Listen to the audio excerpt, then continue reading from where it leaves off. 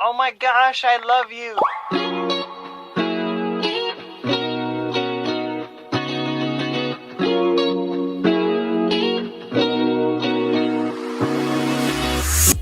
Yep, your girl just made new character stills and got a new setup. Anyways, happy Valentine's Day! Except instead of talking about normal Valentine's Day stuff like love stories, childhood crushes, or how Velma made the first gay relationship that I don't care about, you can tell this joke in this video is going to age very well, I'm gonna talk about turtles. These turtles. No, not those, I mean these turtles. Ever since I made that video talking about the Rise movie back in August of last year, which also aged very well, I wanted to dive in the other versions of the franchise, and ever since I finished my first ever viewing of the 2012 series last year, I've been wanting to touch on this topic for a while. Now, just to clarify, I think the show is not just a good iteration of the Turtles that goes out of its way to fix or pay homage to what other iterations have done in the past, like with how they fixed Turtles in Time, or what they did with the Super Shredder in Season 4. But it's still a good series overall. But the writing in this series, especially towards the later seasons, drove me crazy.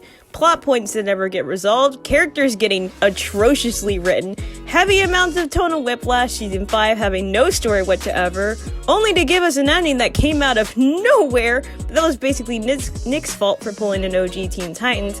But my biggest problem about this show, and what we'll be talking about / ranking from worst to best, are the romantic subplots. These relationships can range from somewhat decent to what the hell were the writers thinking? So if you're like me and are spending this Valentine's Day alone, grab a metaphorical seat, get some snacks, and let's rank all the romantic relationships in the TMNT 2012 series from problematic to least problematic. I was gonna name it worst to best, but then I changed it and you're gonna eventually see why, starting with... The ship is basically incest, and I will never agree with the whole "they're not related by blood" convincing argument. However, I am inside your walls. At least in the next mutation, they made all the turtles not be brothers and sisters so Mikey can continue the tradition of being horny on main for all their live-action endeavors. Oh, she's so hot I can feel my shell tightening. We can hear you. You're a full-fledged mutant hottie. Boy, she's a good reporter. She's a babe. Still not good, but still not incest. And who's that? Oh, it's Mr. MVP! Simp! April and Donnie have no chemistry whatsoever. This ship was a downward spiral just waiting to happen. There, I said it. Not only does this make Donnie look pathetic, and let's be honest, a straight-up simp at times, I think there's a line between using a photo of her as your laptop wallpaper to automatically memorizing how many meters you're away from April's apartment, because that's not creepy at all. We are 1.3 blocks and 7 meters away from her apartment. Yeah, that's not weird or anything, Donnie. But it also completely butchers April's character. Then again, her character wasn't that good to begin with, but I don't agree with the April slander. She just has this weird dynamic where she'll repeatedly let Donnie know that she's not into him, tell him to back off, not directly of course, but still leads him on because... Oh, but don't worry, it gets worse in Season 2 where we get introduced to Casey Jones. Now, I don't hate Casey, but when it comes to his character, he's simple, acts obnoxious at times, but he means well and cares about his family, friends in New York, and we see the lengths he goes to protect them, or the city. But when he's with April and Donnie, it's unbearable. Like, I already hate the love triangle trope enough as it is, but this just gets ridiculous. I mean, they kinda stop fighting after a Chinatown ghost story, but then they're still butting heads in Season 3, but then they just stop, I guess. Speaking of which, it had the audacity to show that Donnie had finally learned to back off with April, then completely undoes his interesting character progression within one simple action. In a foot too big, Donnie encounters Bigfoot in the woods because Farmhouse arc, and gets the same treatment he gave April at the start of the episode with Bigfoot because Farmhouse arc, and learns to finally respect April's boundaries. It's honestly a sincere moment and shows that Donnie has finally learned to move on, and I hope it sticks throughout the...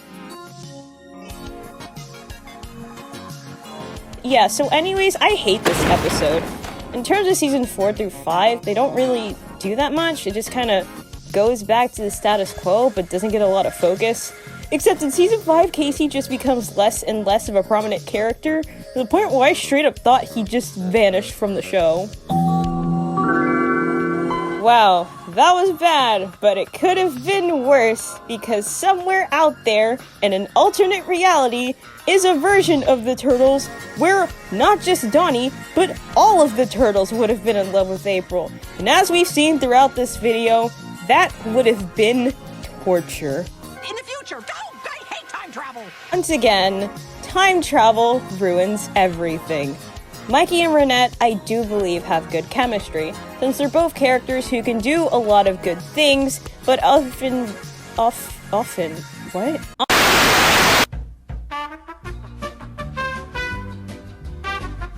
often get undermined by others, yet they still make a cute couple. But unfortunately, there's just one fatal flaw from making them an actually good relationship. Renette is from the future. She's not born yet in the current timeline the show is taking place, and by the time she's of age, the Turtles are either thousands of years old or, according to the finale, basically dead, I guess? This show is just weird. Also, she can't really stay because of you-know-who. But you shall be forever stuck in the confines of time. Get him!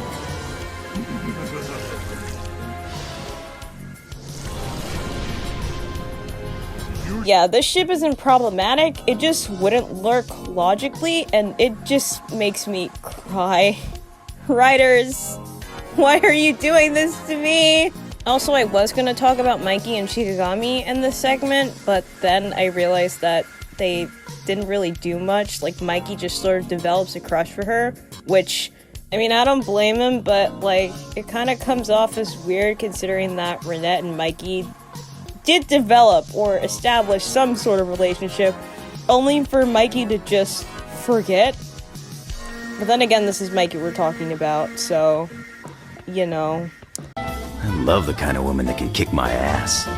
Okay, so far, we face incest, creepy and almost stalker-ish levels of actions, love triangles, time travel, and here we are, we finally have an actual, non-toxic, not ruined by an outside force, and honestly kind of wholesome relationship, and it comes from Raph? What? Like, I'm not mad or anything, but it took y'all 4 seasons to give us a relationship that actually works with actual endgame, and it goes to Raph.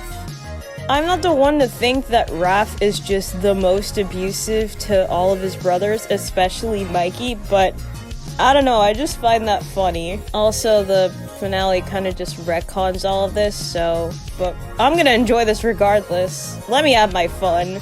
So right off the bat, Raph's the kind of guy who likes women who can kick his butt.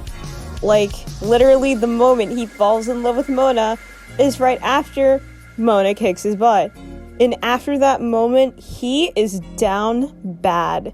Him and Mona are mad in love with each other, and they would kill and die for each other as well. Literally.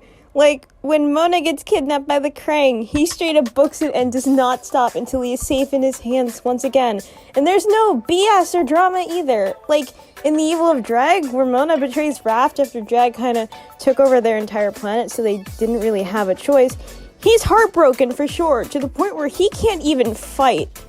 But he also doesn't resent her and forgives her as soon as she says she loves him. And he loves her too.